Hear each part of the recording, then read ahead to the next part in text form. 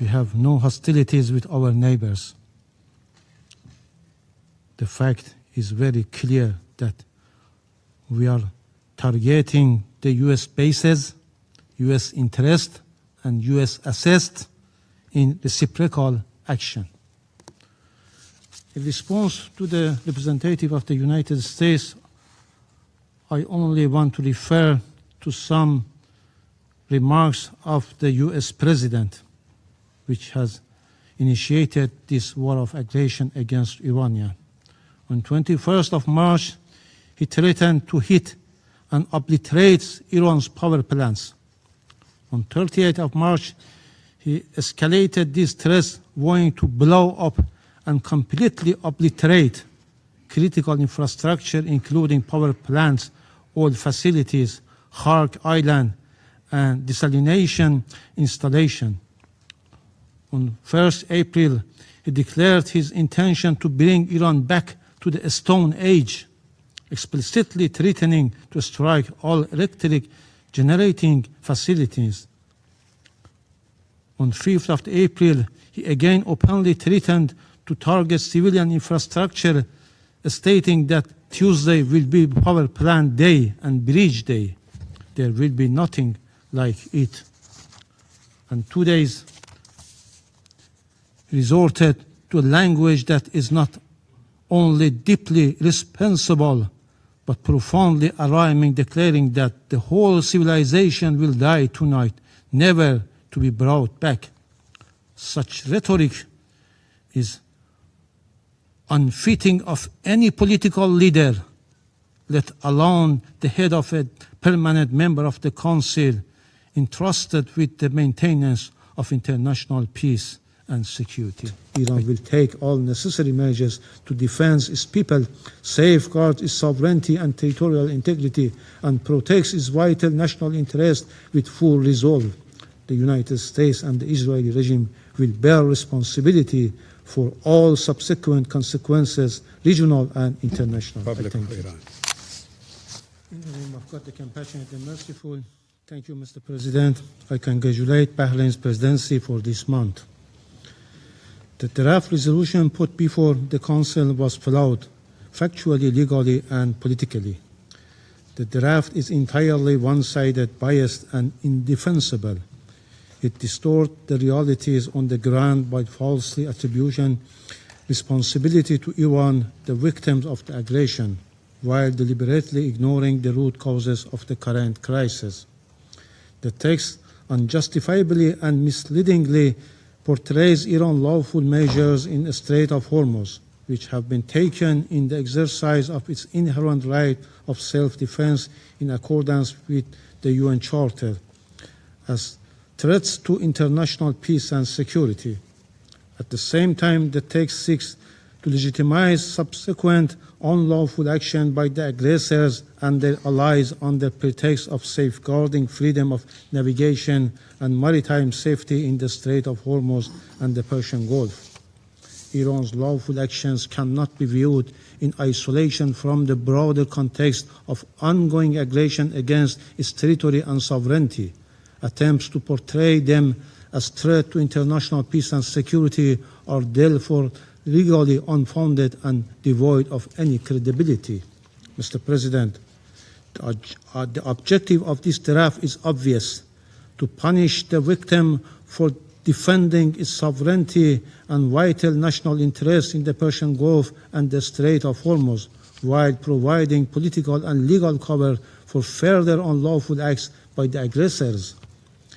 Had this draft been adopted, it could have opened the door to dangerously broad and abusive interpretation that could be used to justify further use of force and unlawful actions in clear violation of the UN Charter and international law.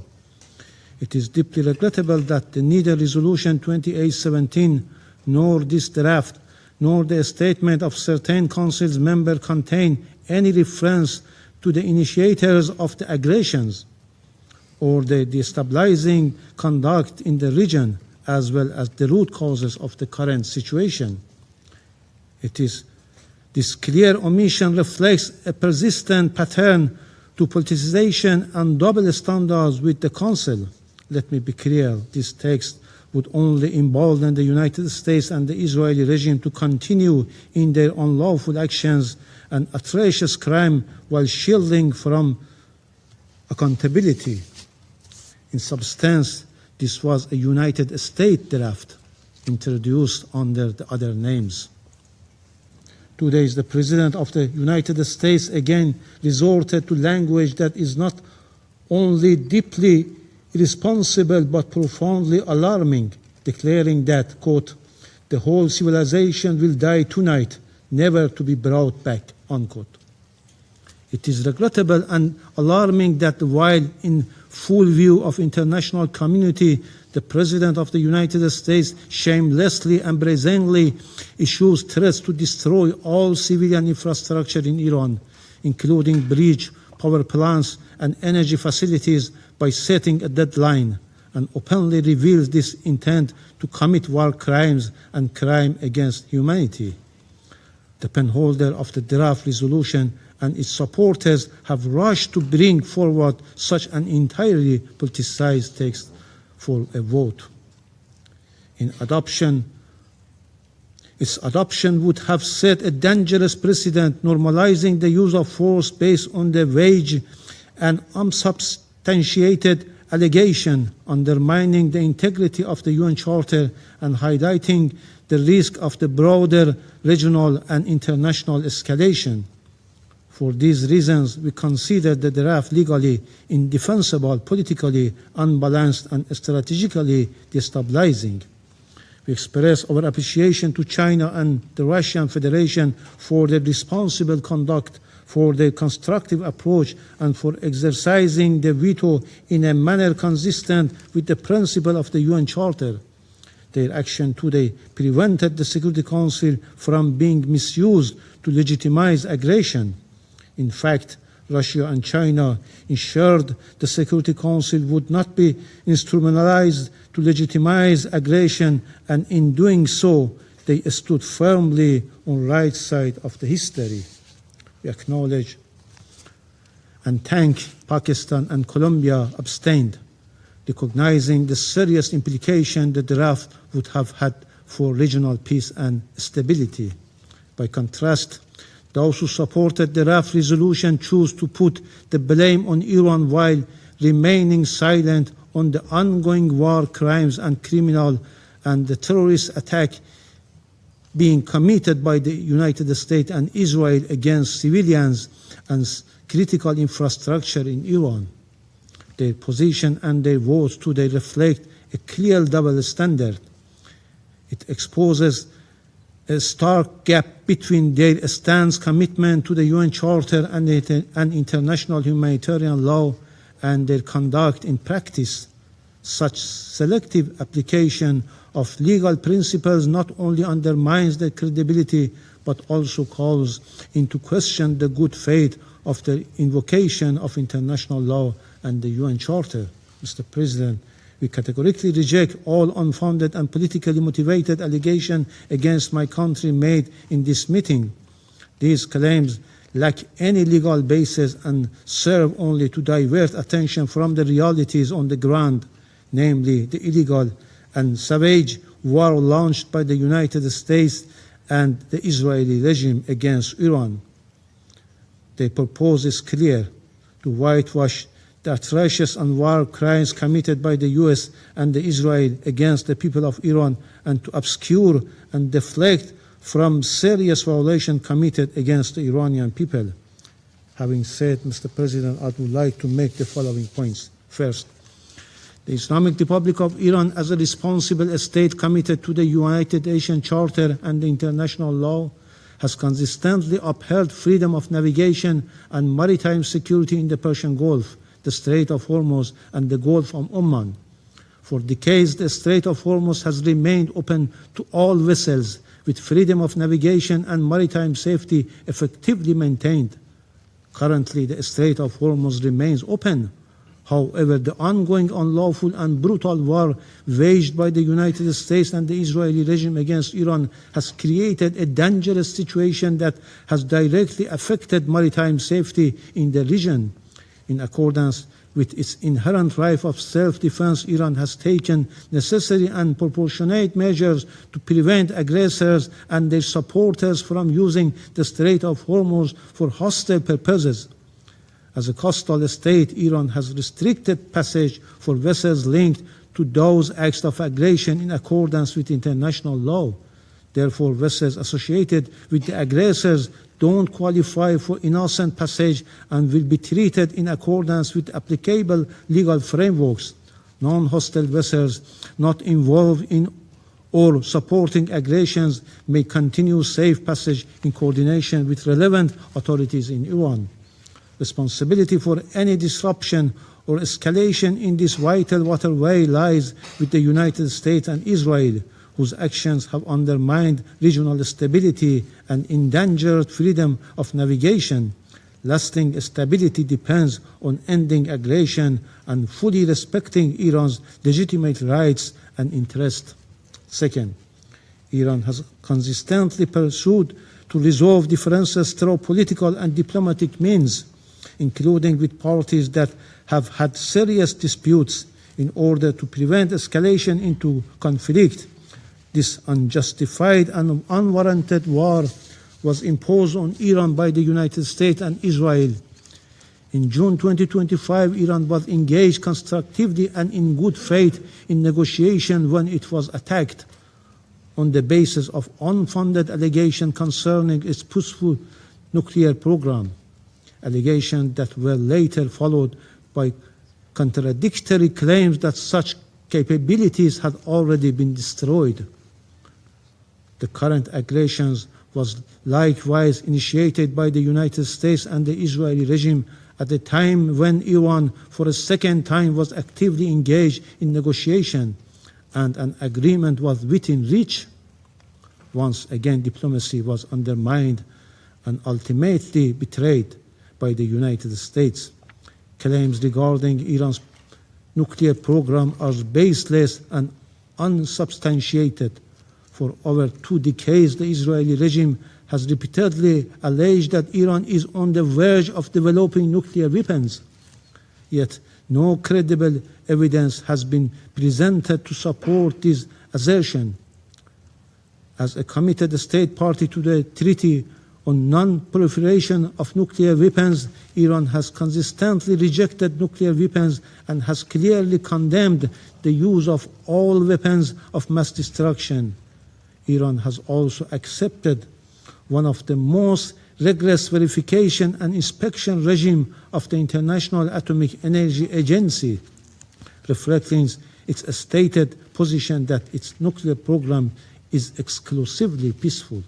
Yet, within 9 months, 2 wars of aggression have been imposed on Iran by the United States. An NPT depository and Israel, a regime outside the NPT. In both cases, Iran's peaceful nuclear facilities were attacked. The Security Council, the IAEA Board of Governors, and the Director General of the agency have failed even to condemn these unlawful acts, let alone prevent the recurrence. This inaction has emboldened the aggressors. U.S. officials now openly speak of targeting nuclear facilities, with the U.S. permanent representative even stating that an attack on the Bushehr nuclear power plant is not off the table. Such reckless threats are a direct consequences of international inaction and have severely undermined credibility of the United Nations and the IAEA. Since the start of this unlawful war on 28 February, multiple attacks have been carried out against Iran's nuclear facilities, including repeated strikes in and around Natanz, Bushehr, Arak, and Ardakan. Particularly alarming are repeated attacks in the vicinity of the active Bushehr nuclear power plant. Any strike on nuclear facilities, notably the Bushehr nuclear power plant, would inevitably lead to irreversible humanitarian and environmental consequences. These unlawful actions constitute clear violation of international law, including Security Council Resolution 487 and relevant IAEA resolution, as well as fundamental principles of international law. However, this Council continues to defending silence, and today certain members point finger at Iran. Third, over the past 39 days of this brutal war against Iran, the US-Israeli aggressors have crossed all legal, moral, and humanitarian boundaries, committing grave violation and war crimes. From the outset, they have deliberately and indiscriminately targeted civilian objects, including schools, hospitals, airports, and sport facilities, such as primary schools in Minab. In view of the international community, the United States has slaughtered more than 168 innocent girls at school in Minab. More than 700 schools and educational centers, along with universities, healthcare facilities, and cultural and historical sites have been attacked, reflecting clear hostility towards Iran's people, identity, and development. They also struck key industrial and production facilities built over decades despite severe sanctions. At the same time, the US officials have made threats to destruction of infrastructure indispensable to the survival of the civilian population. Such threats, including the US President's call for widespread destruction of essential civilian infrastructure, constitute incitement to war crimes and potentially genocide, and must be explicitly condemned under international law. Fourth, from the outset of this unwarranted and savage war on 28 February, the United States utilized military bases and facilities located in countries of the Persian Gulf region. Evidence indicates that military movement and operational preparation were underway at these bases for the planning, preparation, equipping, and execution of unlawful military attacks against the Islamic Republic of Iran, despite Iran's prior warning that such unlawful action were being planned. Iran has formally reported these developments with supporting documentation to the Security Council and Secretary General. Under international law, states are prohibited from allowing their territory to be used directly or indirectly to cause damage to other states. In addition, they must take all necessary measures to prevent foreign armed forces bases in their territory from committing acts of aggression against other states and must not facilitate or support such acts. In the event of the breach of this fundamental obligation, they bear international legal responsibility. Fifth, Iran welcomes the effort by the Secretary Generals, including the appointment of a personal envoy, to secure an immediate end to this brutal war and uphold international peace and security. Iran stands ready to engage constructively with all genuine diplomatic efforts, including through Pakistan, Turkey, and Egypt, as well as diplomatic efforts by China and Russia, and support any credible initiative capable of bringing about the sustainable end to this unlawful and unwarranted war. In this regard, Secretary General Personal Envoy is currently en route to Tehran to pursue consultations. Iran categorically rejects a temporary ceasefire, particularly in light of the June experience, when hostilities resumed under false pretext. A ceasefire in this context serves only to rearm and prepare for the continuation of further crimes. Any viable solution must ensure a definitive and irreversible end to the aggression and establish a just and durable peace grounded in credible and verifiable guarantees against any recurrence. The United States and Israeli regime must bear full responsibility for harm and suffering inflicted upon Iranian civilians, objects, and critical infrastructure, and must be held fully accountable. individual criminal responsibility for serious violation of international humanitarian law, including war crimes and crimes against humanity committed in Iran, must be pursued without exception in accordance with international law. The Security Council cannot remain passive. Instead of submitting a one-sided and politically motivated draft resolution, it must act to end this brutal war, demand the immediate and unconditional cessation of US and Israeli attacks, and take decisive measures to ensure accountability for all their violations. Finally, with regards to the United States President's explicit threat of massive war crimes and target and destroys Iran's critical civilian infrastructure, this threat constitutes a flagrant and egregious violation of the IHL and the most fundamental rules of governing armed conflict. The United States would bear full and undeniable responsibility for committing a manifest war crimes and a crime against humanity. Iran will not stand idle in the face of such egregious war crimes. It will exercise without hesitation its inherent right of self-defense and will take immediate and proportionate reciprocal measures. The Security Council regrettably has, from the very outset of this war of aggression against my country, failed to uphold its primary responsibilities for the maintenance of international peace and security. That failure does not and cannot deprive Iran of its lawful right to act. Iran's response is firmly grounded in international law. There must be no doubt Iran will take all necessary measures to defend its people, safeguard its sovereignty and territorial integrity, and protect its vital national interest with full resolve.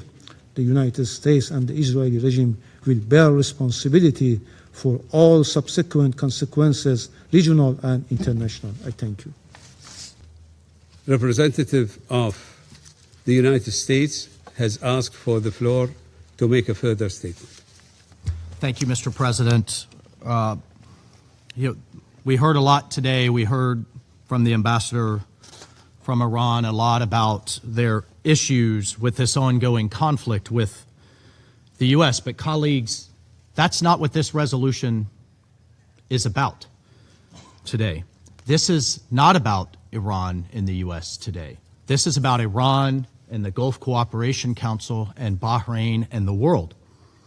And here, we also heard about some dangerous precedents, but here's what I want the world to understand in terms of the dangerous precedent that was just set today by opposing this good faith effort from the Kingdom of Bahrain and the Gulf countries to ensure their shipping can flow freely.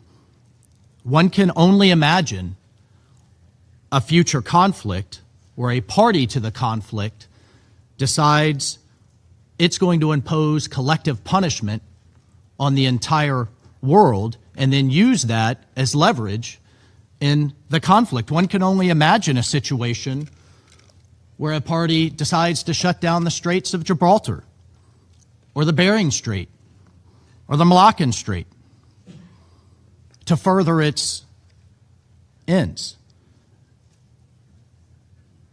One can only imagine conflicts where a party decides to hold the rest of the world hostage because of a dispute. And colleagues, this is a situation the world cannot and should not live with, that the Gulf Arabs cannot tolerate.